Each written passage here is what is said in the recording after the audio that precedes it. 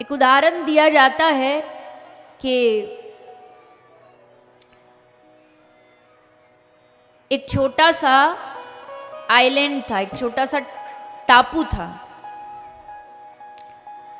तो उस टापू में, उस टापू का एक विचित्र नियम था। क्या नियम था?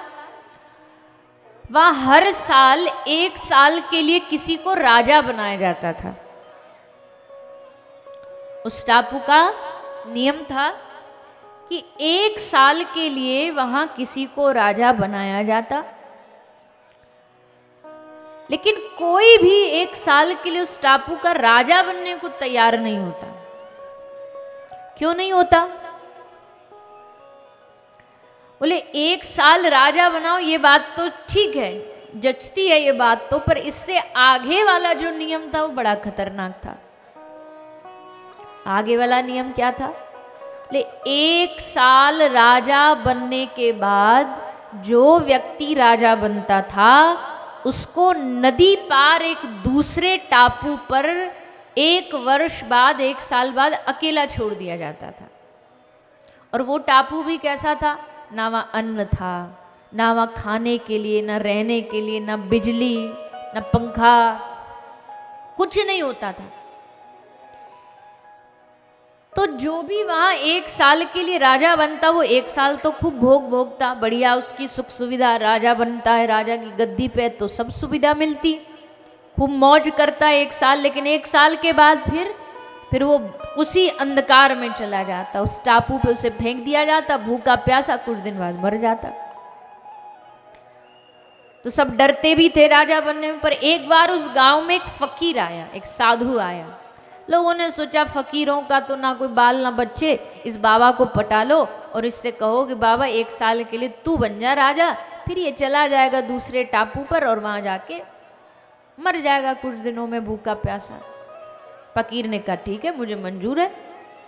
1 साल के लिए फकीर राजा बना और राजा बन करके उसने बड़ी समझदारी का काम किया। उससे पहले जो राजा बनते थे वो क्या करते थे?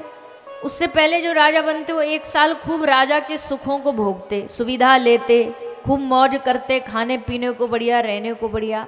1 साल उनका सुख भोगने में ही निकल जाता और 1 साल बाद फिर मरते दूसरे टापू पे जाके। पर इस फकीर ने, इस संत ने क्या किया? 1 साल इन्होंने कोई सुख नहीं भोगा, मेहनत की। किस चीज की मेहनत की? वो जो दूसरा सूखा टापू था जहाँ ना अन्न था, ना कुछ पेड़ पौधा, ना बिजली, पूरा 1 साल इस संत ने लगा दिया उस टापू को हरा भरा करने में। वहाँ जाके अनाज बो दिया, वहाँ जाके फलों के पेड़ लगा दिए, वहाँ पानी का स्रोत पहुँचा दिया, वहाँ दिया, बिजली, तेल सब पहुँचा दिया। 1 साल यही वो कोशिश करते रहे और 1 साल बाद खुशी खुशी राजा के पद को त्याग के वो दूसरे टापू पे पहुँचे और खूब मजे से रहे। तो इसका मतलब क्या है? मतलब समझे कहानी क्या है? बोले कहानी बड़ी सीधी सी है। वो टापू हम लोगों की कहानी है। भगवान ने हमको इस टापू पे, इस धरती पे भेजा। धरती पे क्यों भेजा? कि इस धरती पे जाकर के तुम आगे आने वाले जीवन की तैयारी करो। पर आगे आने वाले जीवन की तैयारी तो नहीं करते ना समझ लोग, बस जैसे 1 साल बस भोगते रहते सुख, वैसे ही हम इस संसार में सुख तो भोगते हैं पर आगे की तैयारी नहीं करते। इसलिए यहाँ तो सुख मिल जाता, उसके बाद आगे भयानक अंधकार मिलता। अगले जीवन में फिर तड़पते घूमते हैं, दुखी घूमते हैं, परेशान घूमते हैं। पर समझदार कौन?